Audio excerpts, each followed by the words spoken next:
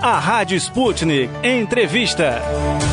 Amigos da Rádio Sputnik, os ex-presidentes do Instituto Brasileiro de Geografia e Estatística divulgaram carta com críticas aos cortes efetuados para o censo 2020, críticas estas que incluem redução no número de perguntas que compõem o questionário. E sobre este assunto nós estamos na linha com um dos ex-presidentes do IBGE, o renomado economista Paulo Rabelo de Castro, ele que concorreu como vice na chapa do senador Álvaro Dias nas eleições presidenciais de 2018. Dr. Paulo Rabelo de Castro, boa tarde, prazer imenso em voltar a ouvi-lo na Rádio Sputnik. Boa tarde, Arnaldo, o prazer é todo meu, vamos disputar essa alegria. E muito boa tarde aos amigos e amigas da Sputnik.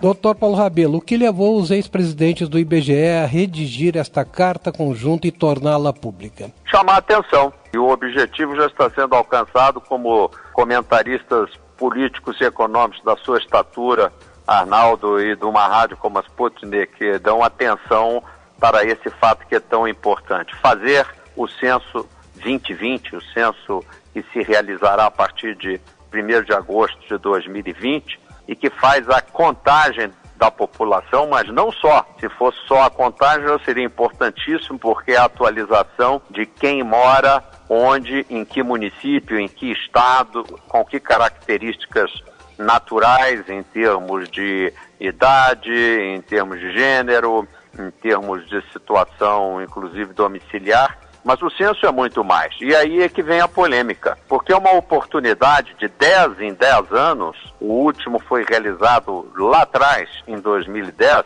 para fazer-se uma atualização do retrato do país, como dizia o fundador do nosso IBGE, Teixeira de Freitas. Ilustrar a realidade brasileira, conhecê-la em detalhe, para que não haja a manipulação que frequentemente ocorre politicamente e até estatisticamente quando os dados vão ficando desatualizados sobre a situação do Brasil. E óbvio que, não preciso lembrar os nossos ouvintes, que planejamento exige dados atualizados. Ninguém começa nem a planejar, por exemplo, no campo da saúde, no campo da educação, no campo da mobilidade, do transporte, da segurança pública, importantíssimo, e dos planejamentos de distribuição de energia, as empresas atacadistas e varejistas, onde elas vão colocar as suas lojas. Aí já sair do lado político e de gestão pública para a utilização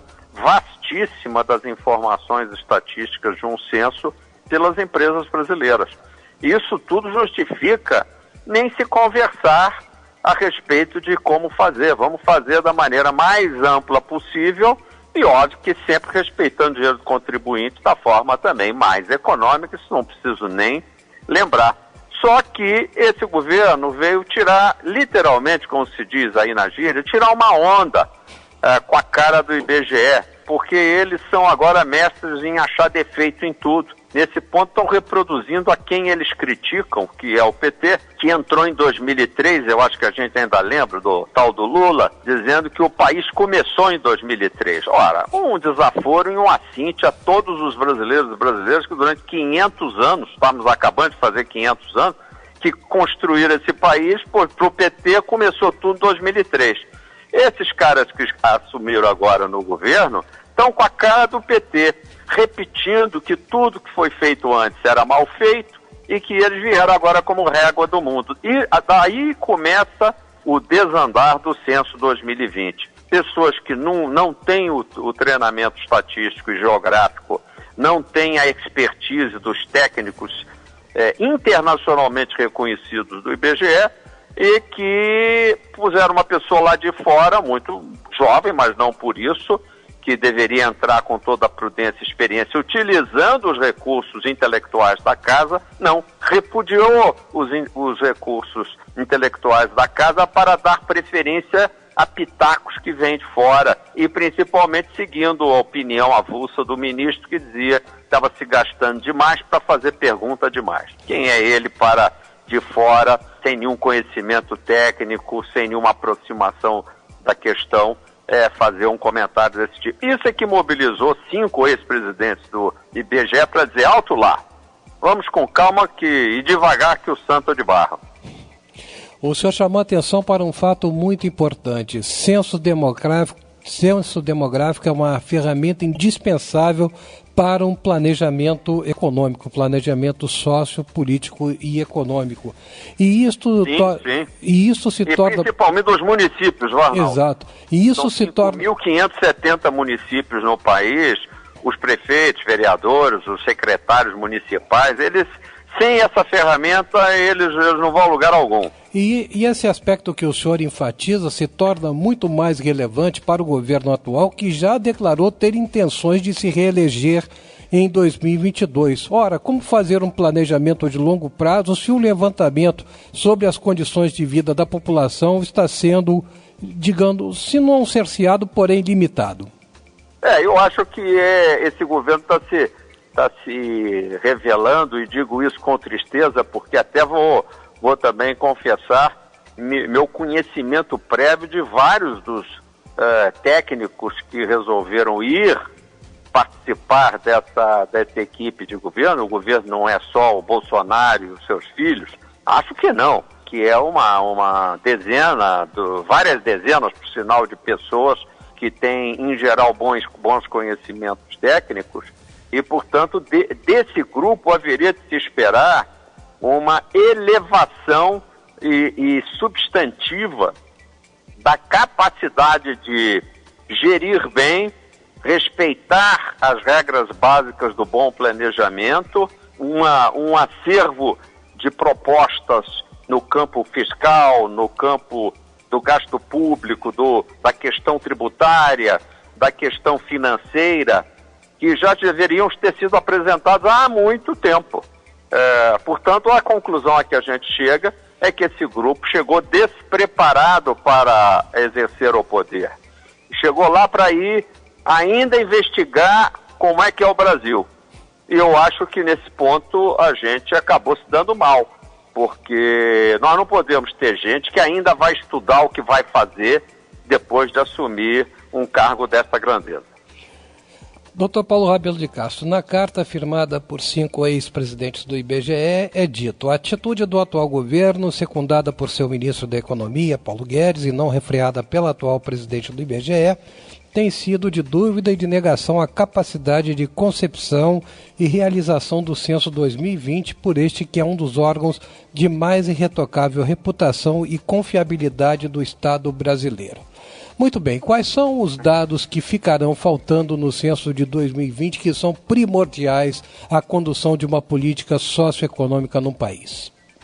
Na realidade, nós estamos diante de uma tempestade que está se transformando, e até para sorte nossa e alegria de quem nos ouve, que já nós estamos brasileiros atribulados por toda sorte de ameaças sobre as quais os brasileiros nada podem fazer. Imagina, nós aqui estamos conversando e no fundo, quem sabe, estamos até dando uma má notícia, quase soando como uma ameaça aos brasileiros que estão ouvindo. Bom, agora não temos mais o censo, não vamos poder planejar, meu Deus do céu, como é que vai ser o meu país? Vou dar uma boa notícia para ti e para todos os brasileiros. Sabe o que vai acontecer?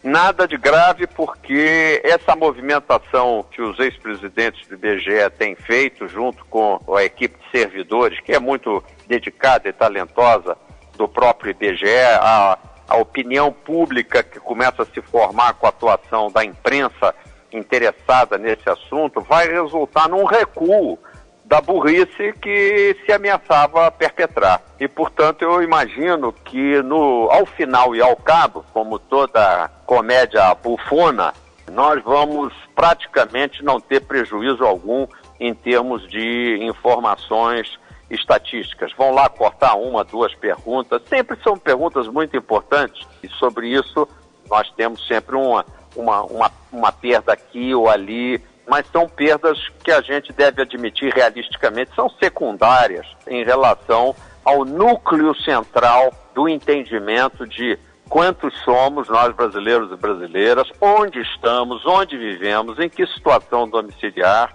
com que renda nós nos viramos. Muita gente até nem tem renda, nem tem emprego, e aí nesse cadinho estão as informações de fato centrais que vão ser preservadas. Digo mais a você, vou dar para o nosso ouvinte uma comparação que com isso ele já vai para casa entendendo do assunto. Aqui no Brasil, toda essa lenga-lenga, toda essa conversa fiada é para tentar fazer uma suposta economia num censo que vai pesquisar mais de 70 milhões de domicílios, de residências de brasileiros, desde uma palafita pendurada em cima de um mangue até uma casa de um bacana, uma mansão, todos serão visitados, todos serão recenseados. Óbvio que é um trabalho gigantesco, exige um exército de pessoas, o treinamento de mais de 200 mil rapazes e moças, que em geral serão os recenseadores brasileiros, e isso obviamente tem um custo administrativo que beira cerca de 3 bilhões de reais, comparativamente seria aí uma coisa na faixa de 700, 800 milhões de dólares.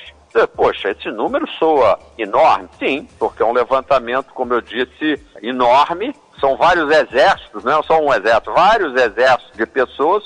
Digo um exército do bem, um exército que vai armado de papel e lápis, na realidade tablets eletrônicos, porque é um trabalho muito bem feito pelo IBGE, muito rápido, muito eficiente. E quando a gente compara este custo com o custo do censo demográfico norte-americano, os Estados Unidos vão fazer esse censo começando praticamente na mesma época no ano que vem. Você tem ideia de quanto é que custa o censo norte-americano, mesmo sabendo que lá nós temos uns 30% a 40% a mais de população e de residências? Não.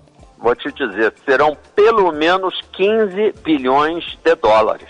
E aqui serão 2 bilhões 300 milhões de reais. Não, de reais. Reais. Aliás, com os cortes que acabarão sendo feitos de forma criteriosa, eu tenho certeza que no final vai prevalecer o bom senso, nós podemos dizer que o censo brasileiro vai custar, no máximo, 1/20 parte do censo norte-americano. Então, Arnaldo, onde é que está a discussão sobre eficiência e custo? A equipe brasileira não dá de 10, dá de 20 nos Estados Unidos, mesmo dada a diferença de tamanho, como eu disse, porque a cobertura em número de domicílios nos Estados Unidos é maior. Em compensação, aqui as condições de chegar até a casa das pessoas é mais complicado. Mais complicado. Dr. Paulo Rabelo de Castro, em recente entrevista à revista Exame, o senhor disse que a redução no questionário do censo 2020 poderia promover um apagão estatístico de 2 décadas. Por que isso? Por que essa afirmação? Por que 2 décadas? Porque a primeira década já passou. 2010, 2020. 2010, 2020, Sim, não é isso? Vamos para 2020 a 2030. E se nós demorarmos para fazer mais uma década, e do jeito que essa turma brinca de ser irresponsável, eles para dizerem que não vão fazer uma coisa importantíssima como o censo demográfico, não custa nada. Não é? Para eles é como fritar hambúrguer e jogar um queijo por cima.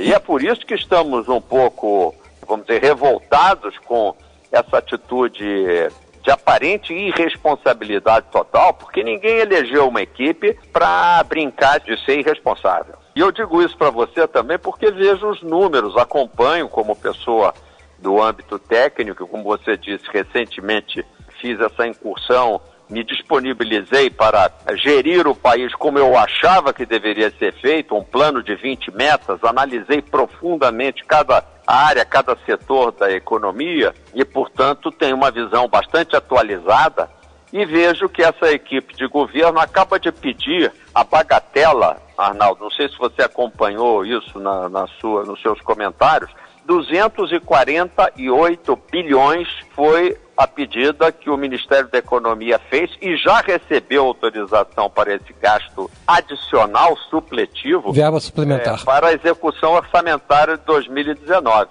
Você veja como é chocante, porque nenhum governo que eles tanto criticam teve a coragem de pedir um número parecido com esse.